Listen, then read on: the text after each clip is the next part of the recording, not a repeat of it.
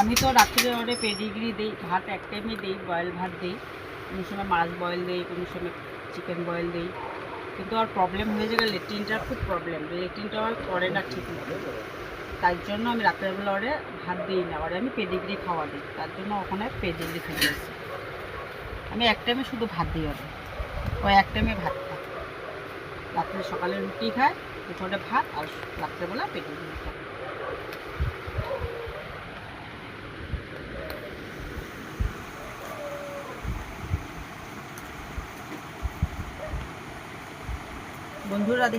বন্ধুরা তোমরা যদি তোমাদের কাছে যদি পেট থাকে তোমরা বলো তো তোমরা কি কি খাওয়া দাও কিনতে।